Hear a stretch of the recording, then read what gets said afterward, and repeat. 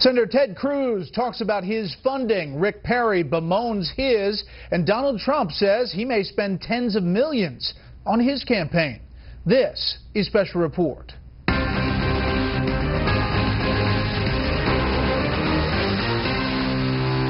Good evening, I'm Brett Baer from Washington. We begin tonight with the 2016 presidential race and the effort in both parties to get their messages about policy and politics to the masses. We have Fox team coverage tonight. Mike Emanuel on the Bernie Sanders momentum and Hillary Clinton's potentially dangerous pledge about her emails, plus some breaking news on that. Carl Cameron on the road with Senator Ted Cruz and his Southern strategy. But we begin with correspondent Peter Doocy and candidates using 21st century tactics to lay out their positions on some traditional issues. Good evening, Peter. Brett, the last time a Clinton and a Bush campaigned against each other, they bought TV ads. But this time, the campaigns are tangling on Twitter, and it's bitter. At Jeb Bush and at Hillary Clinton are going at it on social media, using a micro-blog to land big blows. It all started with this Clinton tweet showing a sky-high student debt stat that Bush thought was misleading. So his team photoshopped a number of their own and replied. Shortly after, more Photoshop, with Hillary's handle giving Jeb an F on college affordability. Finally, Bush took Hillary's logo and flipped it, so the arrow points where he thinks taxes are going if she wins. Tonight in California, Bush will point a finger at Clinton and argue that ISIS exists because she was a weak Secretary of State, saying, quote, ISIS grew while the United States disengaged from the Middle East and ignored the threat. And where was Secretary of State Clinton in all of this? Like the president himself, she had opposed the surge, then joined in claiming credit for its success, then stood by as that hard-won victory by American and allied forces was thrown away. And Bush isn't the only top-tier Republican turning his attention away from GOP rivals. I'm going to focus, as I did in the debate, on Hillary Clinton. She's the real opponent.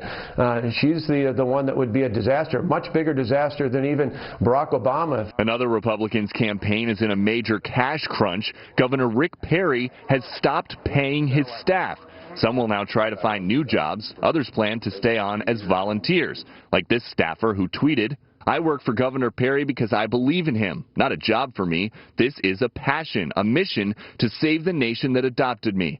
An outside group is promising to keep the governor going, even though there are strict rules prohibiting coordination with campaigns. A strategist is pledging, we've got plenty of money. The super PAC is not going to let Rick Perry down. Financial concerns are far from the GOP frontrunner's mind. Billionaire Donald Trump tells Fox News' Sean Hannity he's ready to spend whatever it takes to win, and he's not asking for a handout. I don't want anybody's money. You have I don't want any money. $345 million in liquid assets. Are you prepared to spend that much money or more? Well, you saw my income. My income's $400 million But are you a year. prepared to spend it? Sure, I would spend it if I'm doing well.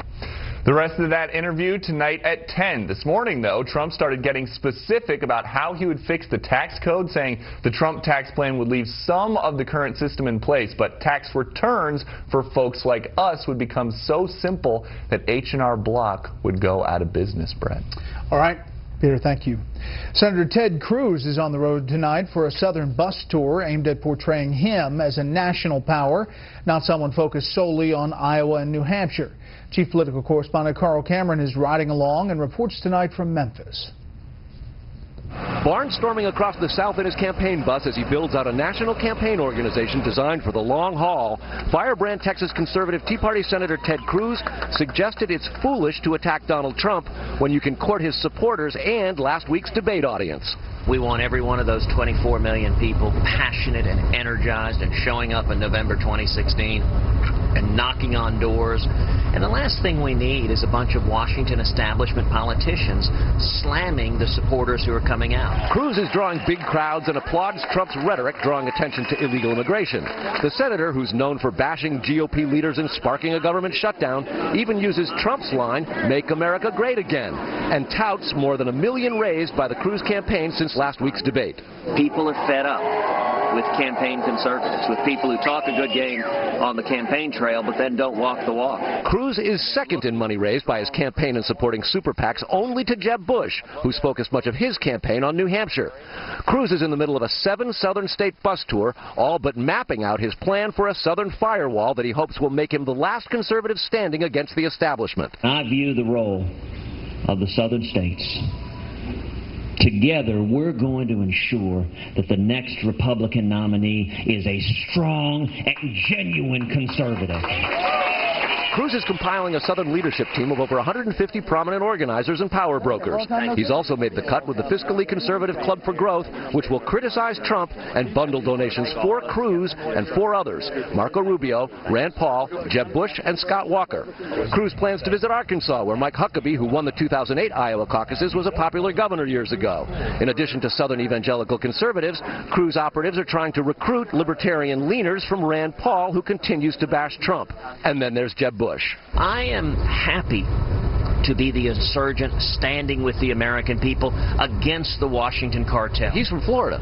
You know, anyone that chooses to align with the Washington cartel is a member of the Washington cartel.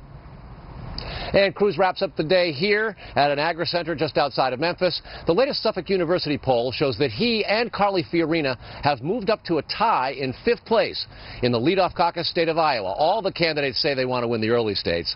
Cruz is the only one so far aggressively organizing in states beyond them. Brett. Carl Cameron live in Memphis. Carl, thank you. This is a Fox News alert. We could have a massive development tonight in the Hillary Clinton email scandal. It involves the former Secretary of State's possible use of personal email in dealing with highly classified information. Senior political correspondent Mike Emanuel is here with the breaking details. Hi, Mike. Well, Brett, good evening. There are breaking reports this hour that 2 of 4 classified emails that were found on Hillary Clinton's personal server have been classified top secret, more damaging, more sensitive than previously known. This is Clinton attempts to move past this email scandal. I think we do have to look. Trying to put the email scandal from her time as Secretary of State aside, Hillary Clinton signed this sworn statement declaring under risk of perjury that she had directed all the work-related emails that were on her personal server while she was Secretary be provided to the State Department. We received all of Secretary Clinton's emails. Our sole duty or function is to go through those and to publicly release them. Clinton's statement came in response to a lawsuit filed against the State Department by the conservative group Judicial Watch. That is not what it is. She did not take reporter questions today. Instead, a day after criticizing Florida Senator Marco Rubio on abortion, she took aim at another candidate on education. You take somebody like Governor Walker of Wisconsin, who seems to be delighting in slashing the investment in higher education in his state. But Clinton might need to focus on a more immediate challenge. Bernie Sanders continues packing huge, enthusiastic crowds into campaign events on the West Coast. Last night, it was an estimated 27,000 supporters in Los Angeles. We don't take money from billionaires. We don't take money from corporations. And yet we have received more individual contributions than any other campaign. And it's not just L.A., Portland, and Seattle. A new Democratic-leading PPP poll out of Iowa reveals tightening, with Bernie Sanders jumping from 14% in April to 25% support now, while Clinton has dropped 10 points from 62% to 52%. Last night in New Hampshire, Clinton tried to brush off the Sanders surge after he received an endorsement from the nation's largest nurses union. I look forward to working with them when I'm president.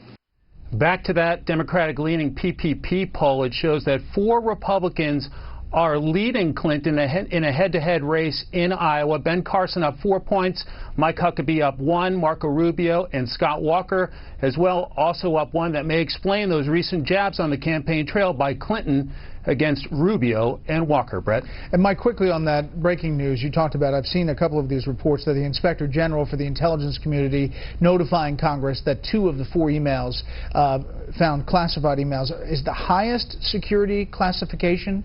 Is that true? My understanding, this is the 2nd highest security classification, that the Inspector General has been going through them, and that top secret is just below the absolute highest security clearance. But it is troubling because, of course, the Secretary said she was not distributing classified information from her personal email.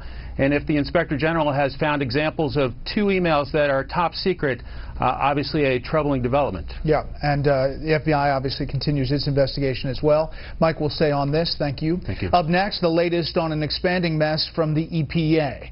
First, here's what some of our Fox affiliates around the country are covering tonight. Fox 10 in Phoenix with the crash of a prison bus on a busy Arizona interstate overnight. A state trooper says the driver was seriously injured. About 20 of the 50 inmates on board were taken to the hospital. Fox 5 in New York as the National Transportation Safety Board blames a fatigued Walmart truck driver who had reportedly been awake for 28 hours for the crash last year that severely injured comedian Tracy Morgan and killed one of his friends. The board also said the failure of Morgan and the other passengers in the limousine van to wear seatbelts contributed to the severity of the injuries. And a big story at our affiliate WSVN in Miami, the crash of emergency vehicles. Officials say several rescue workers were hospitalized after the accident involving a fire truck and an ambulance. The water pumping truck and ambulance were on separate runs when that crash occurred. That is tonight's look outside the Beltway from Special Report. We'll be right back.